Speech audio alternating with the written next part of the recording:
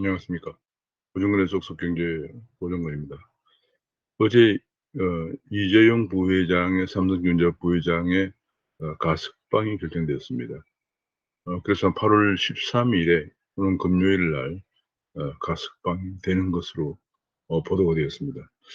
오늘은 그 문제에 관해서 한번 같이 살펴보도록 하겠습니다. 제가 준비한 자료를 보시면서 같이 말씀을 나누겠습니다.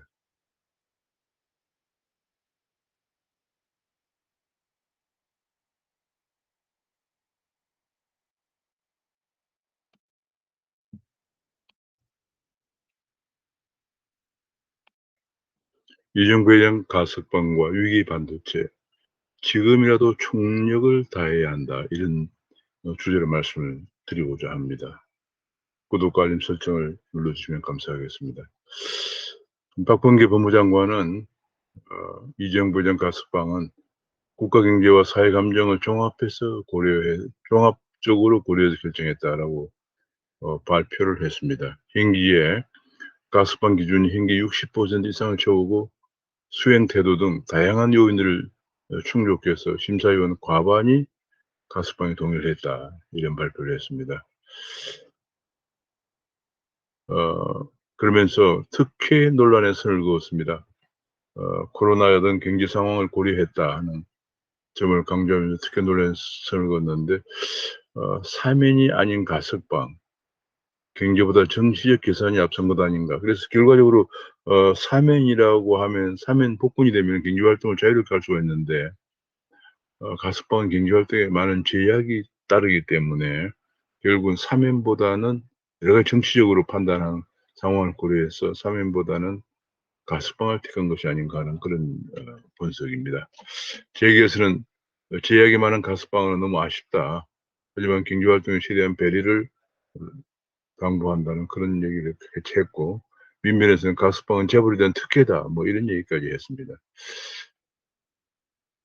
재계는 여당에서도 법무부 판단을 존중한다. 백신 확보 역할을 좀 해달라. 이런 얘기를 했습니다. 이건 아마 지난번에 이재용 부회장이 구속되기 전에 화이자에 아마 제 기억으로 300만 회분의 백신을 이재용 부회장 네트워크를 통해서 긴급히 확보한 적이 있었는데, 지금 뭐 백신이 하나라도 지금 아쉬운 상황입니다. 지금 뭐 4천만 회분을 약속하고 8월 달에 850만 회분이 들어온다고 했던 백신이 지금 뭐 10몇만 회분 정도밖에 안 들어오고 있는 상황이니까 과거에 화이자를 확보할 때와 같은 이재용 부회장의 글로벌 네트워크를 좀 기대하고 있는 것이 아닌가 싶습니다. 지금 이재용 부회장은 7월까지는 내년 7월까지는 보호관찰을 받으면서 경영에 복귀하려면 취업 승인을 받아야 한다. 우리 특가법 때문에 경영 복귀가 지금 5년간 아마 안 되는 걸로 알고 있습니다. 그래서 경영에 복귀하려면은 취업 승인을 받아야 한다. 그거 외에도 지금 또 뭐 계속 지난번에 삼성물산과 제일모직 합병에 부당 합병이다. 회계 분식이 있었다. 뭐 이런 재판이 지금 계류 중이고, 지금 또 하나는 어 이게 아마 1대부까지 공방이 갈 것이다. 뭐 그런 얘기가 나와 있고요. 증인만 200여 명이 채택이 되어 있는 걸로 알고 있습니다. 이런 문제가 재판이 계류 중이고, 또 한 가지는 프로포폴이라고 하는 마약을 흡입한 혐의로 또 재판을 계속 받게 된다는 그런 얘기입니다. 정말. 그래서 결과적으로 이재용은 수년간 매주 두 개의 재판에 계속 참석해야 한다. 이런 안타까운 전망이 나왔습니다. 가석방 후에도 경영에 참여하기 위해서는 산 넘어 산이다. 이런 얘기입니다. 정말 이미 사령탑으로 돌아왔지만은 투자 시기를 다시 돌리지만은 정상 경영에는 분노가 예상된다는 얘기입니다. 지금 보통 행의 가석방 사면에는 세 가지가 있는데, 하나는 가석방은 행기 만료 조건부 석방이다. 5년간 신규 취업을 제한하고 등기임원 취임도 금지하고 출국도 제한을 받습니다. 별도 취업하려면 법무부의 승인을 받아야 한다는 얘기고요. 특별 사면은 남은 형의 면제를 받고 형 선고 효력 상실도 가능하다. 그러나 여기도 5년간 취업 제한이 있다. 등기문 취업 금지가 있다는 얘기고요. 특별 사면 복권을 하면은 이 모든 것이 다 정리된 자격이 회복되면서 경영 활동에 제약이 없다. 그래서 이번에 특별 사면 복권이 됐으면 경영 활동을 자유롭게 할 수 있을 텐데 그렇지 않고 이제 가석방 정도에 그쳤다 하는 그런 얘기입니다. 2016년 11월에 참여연대 국정농단 사태 관련해서 참여연대 고발로 부회장이 이재용 부회장이 고발됨으로써 조사를 받고 구속이 되었습니다. 구속이 되었고 그 후에 다시 1심에서 5년을 선고받았지만 2년에서 집행유예 선고를 받고 석방이 되었습니다. 그때도 한 1년 정도 그러니까 2017년 2월 달에 구속이 됐으니까 2018년 2월 달에 석방이 됐으니까 1년 정도 어 구속 생활을 했습니다. 그러다가 지금 이번에 다시 어 금년 1월 달에 법정 2년 6월을 선고받고 법정 구속이 됐는데 이제 207일 만에 가석방이 된다고 합니다. 이 뭐 굉장히 그 따라서 경영 활동 가석방이기 때문에 해외 출국 때는 일일이 승인을 받아야 된다든지 이런 굉장히 어렵다 하는, 그리고 부회장에는 직함도 사용할 수가 없을 수도 있다 뭐 이런 여러 가지 제약이 많이 따른다고 합니다.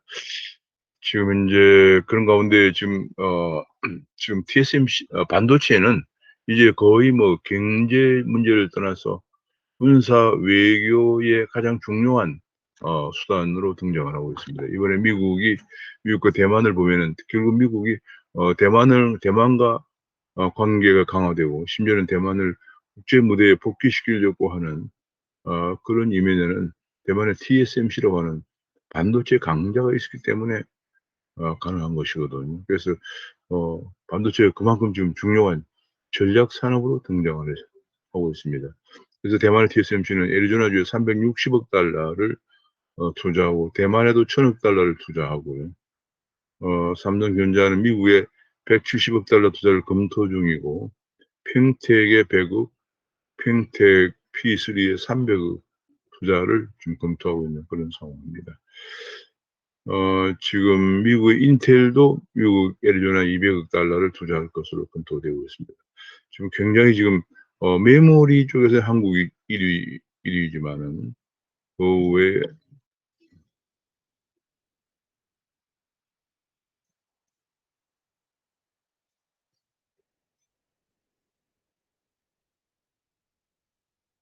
인데 지금 인제 한국은 메모리 쪽에서는 1위 인데 나머지는 파운드리에서는 2위 그다음에 뭐 등등 상당히 메모리 외에는 크게 지금 인제 애플리케이션 프로세서는 미국이 인텔이 1위 뭐 이렇죠. 대만은 파운드리가 1위 그다음에 생산량 기준에서도 1위, 한국 생산량 기준에서 2위입니다. 그래서 지금 보면은 한국이 결국은 대만과 미국과 한국이 세계 반도체 시장을 두고 쟁패를 벌이고 있는 그런 상황입니다. 상황인데 K 반도체 시스템이 시스템 1위는 거의 뭐 한국은 시스템 반도체가 이제 약하죠. K 반도체 시스템이라고 하는 그 K 반도체 자체가 지금 뭐 파운드리나 D램이나 낸드나 팹리스가 있는데 한국이 파운드리 쪽 외에는 특별히 지금 그다음에 D램 쪽 이런 쪽 외에는 지금 이런 것도 대만의 TSMC 추격을 받으면서 10% 그런데 힘을 못 쓰고 있다 이런 분석이 나오고 있습니다. 지금 삼성전자 우리나라 K 반도체 전략에 지난번 K 반도체 전략이 나온 삼성전자에서는 2030년까지 171조를 시스템 반도체에 투자한다. 그다음에 SK하이닉스도 파운드리 생산 능력을 2배로 늘린다. 그다음에 그런 이제 그 외에도 뭐 한두 회사가 있습니다. 결과적으로 이제 삼성은 지금 부족한 시스템 반도체에 역점을 더 둔다는 얘기고 반면에 그러면서 인제 최첨단 D램 파운드리 라인도 확충한다는 얘기입니다. 그리고 이 반도체 산업이라는 게 얼마나 중요한 것인가. 한국의 거의 수출의 20%를 넘게 차지하고 있고, 우리 법인세의 거의 3분의 1을 가까운 법인세를 내고 있고요.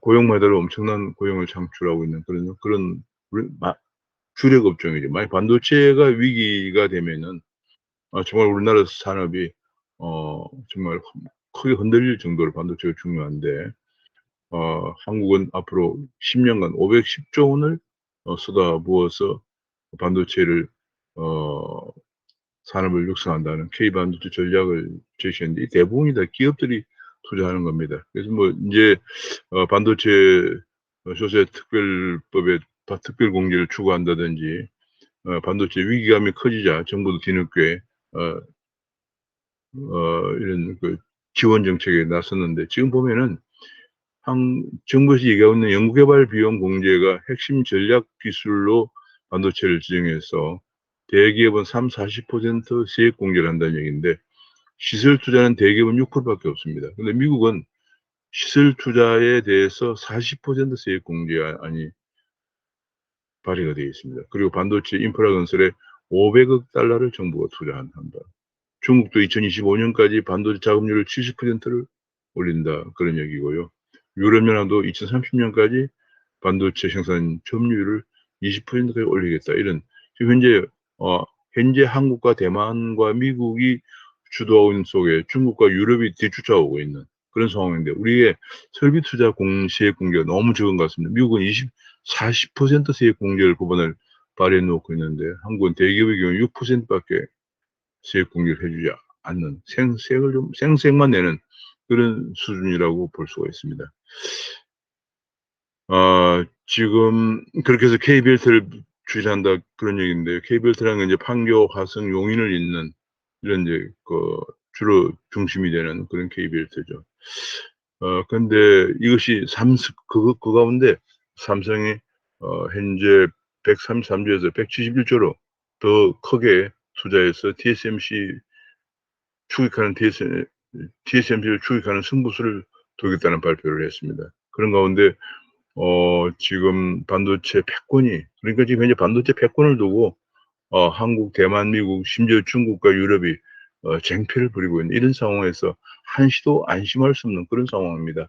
그런 상황에서 그간에 이재용 부회장이 207일 동안 구속이 되어 있었고, 또 앞으로도 이게 계속 그 여러 가지 법에 의해 특가법이라든지 이런 것에 의해서 경영 활동에 제약을 받는 그런 상황입니다. 그런 가운데 얼마 전에 7월 말에 미국의 인텔이 공개적으로 삼성을 따라잡겠어요. 인텔은 본래 AP 같은 데 프로세서에 역점을 두었는데, 이제 파운드리에 진출한다는 얘기입니다.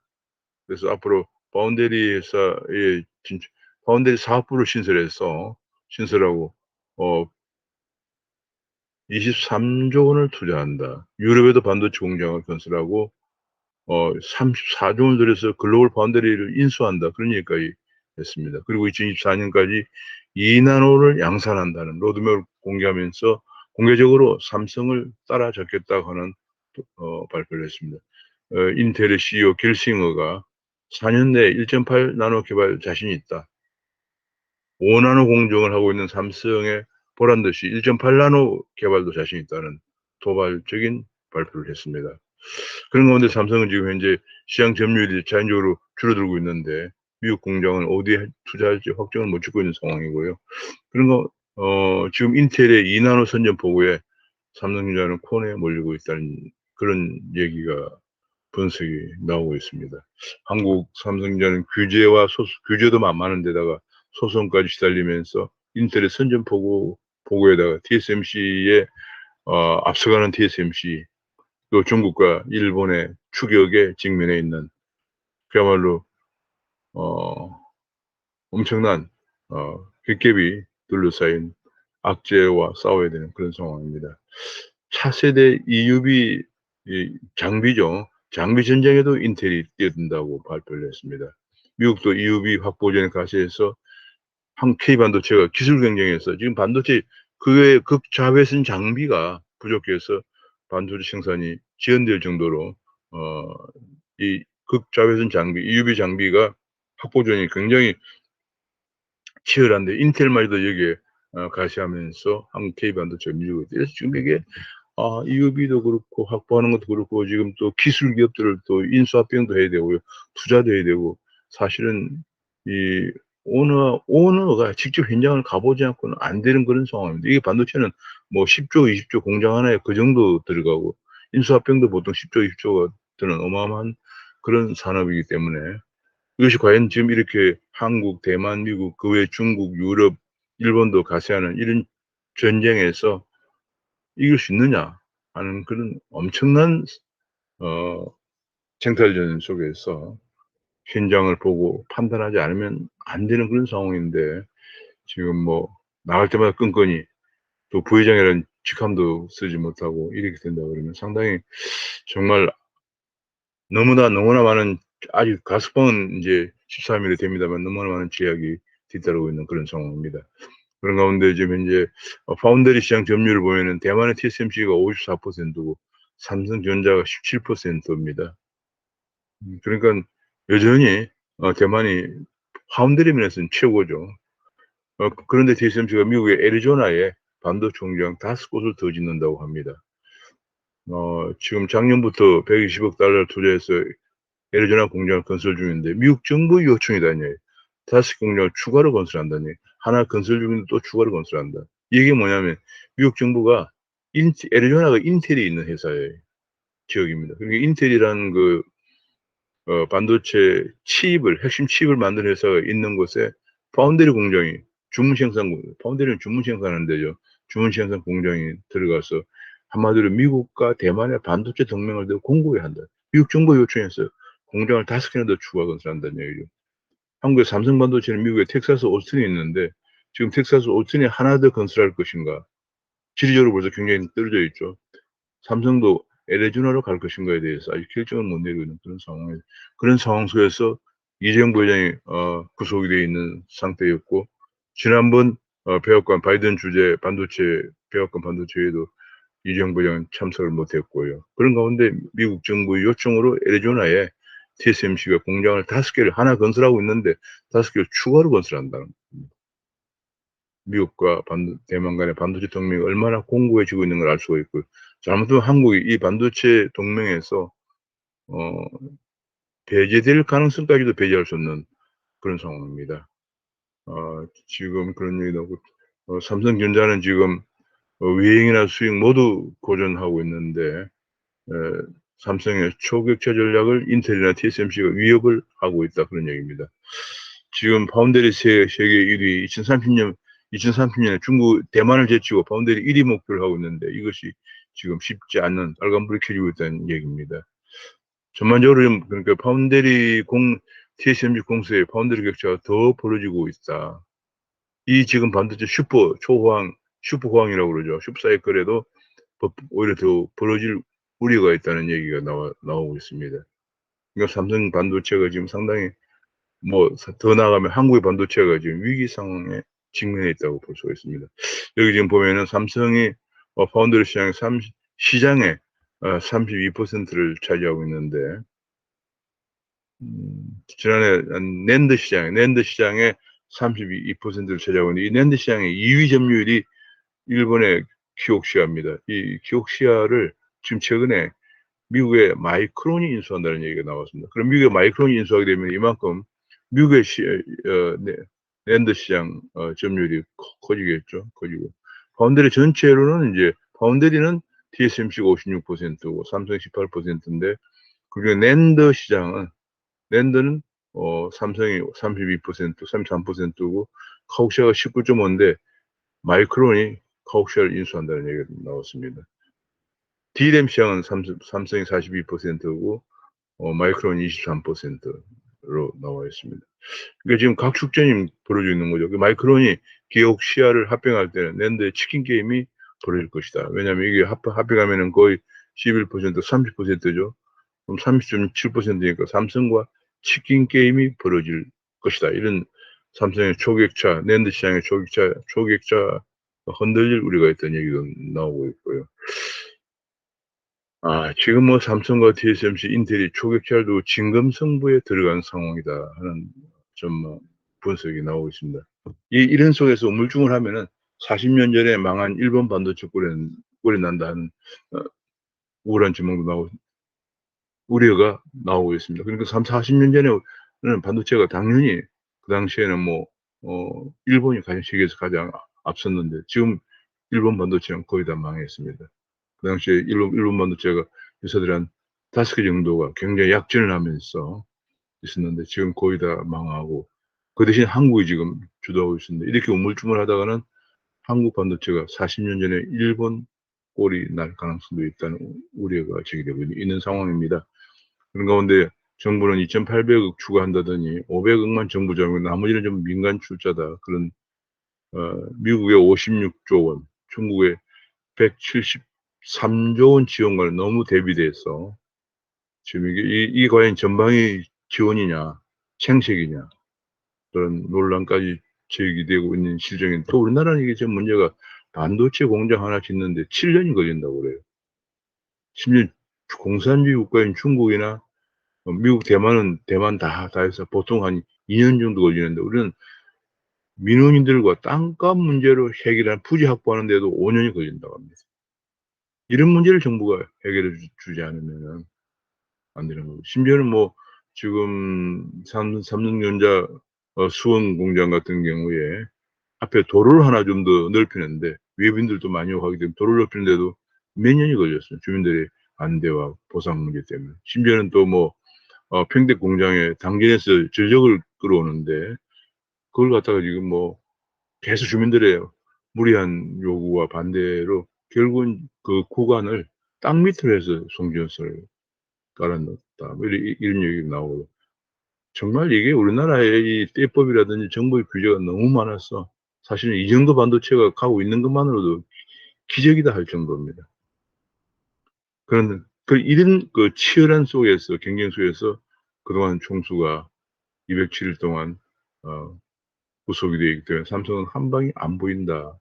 어디에 투자할지 또 어떤 기술 기업을 인수합병을 할지 전혀 그런 것이 보이지 않는 상황이라는 지적이 나오고 있습니다. 그런 가운데 반도체뿐이 아니고 지금 모바일 폰도 스마트폰 같은 경우에도 화웨이가 지금 댄스를 맡고 있는 속에서 샤오미나 오포가 대출 쪼으면서 삼성이 쫓기고 있다 그런 얘기가 나왔습니다.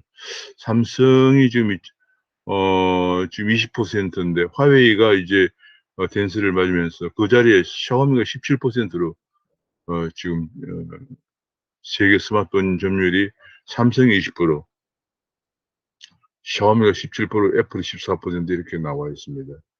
2020년 2분기만 1년 전만 하더라도 화웨이 20%, 삼성전자 20%, 애플이 14%인데 결국은 화웨이 자리를 샤오미가 차지하고 있는 거죠. 여기도 지금 쫓기고 있다 이런 얘기입니다.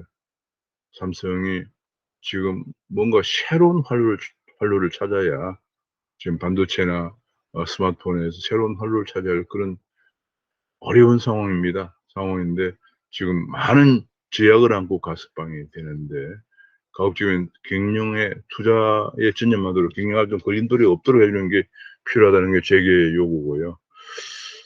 그동안에 미뤄져 왔던 1년여 미뤄져 왔던 투자가 탄력을 받을 것인가 하는 지적들이 나오면서 아마도 파운드리 미국의 공장 부지를 조만간에 결정을 하고 대규모 투자 M&A도 빨라질 것이 아닌가 하는 그런 전망이 나오고 있습니다. 정말 잃어버린 초격자, 그동안에 잃어버린 초격자 삼성전자의 투자 시기를 빨리 돌려야 할 그런 어려운 상황입니다. 이제 뭐 이전 가스방을 통해서 삼성 위기론을 부지시킬 공세 경영의 계기로 삼아야 한다는 지적이 나오면서 초인류 경영으로 국민 기대에 답해야 할 것이다. 이번에 이정 부회장의 가스방은 반도체 코리아 위기에 직면한 반도체 코리아를 다시 재건하는 다시 약진시키는 그런 출구가 되어야 할 것이라는 그런 지적들이 계속 나오고 있습니다. 과연 이렇게 될 것인가에 대해서는 앞으로 두고 봐야 되겠지만 지금 현재 반도체 세계 4차 산업혁명의 핵심인 반도체 반도체가 지금 현재 한국과 대만과 미국 이게 쟁취하는 가운데 특히 미국이 지금 약진하고 미국이 바이든 행정부 들어서 전폭적인 전력 산업으로 지원하는 데 힘입어서 인텔도 파운데이 산업에 진출하는 등 약진하고 있는 가운데 중국과 유럽도 지금 추격을 해오고 있고요. 지금 만만치 않은 글로벌 쟁탈전이 벌어지고 있는 상황에서 유정부 회장이 뭐 절름발이 활동이긴 하지만 많은 제약이 뒤따른 일단 가석방이라도 되어서 뭔가 좀 새로운 국면을 돌파해 나가기를 기대합니다. 감사합니다.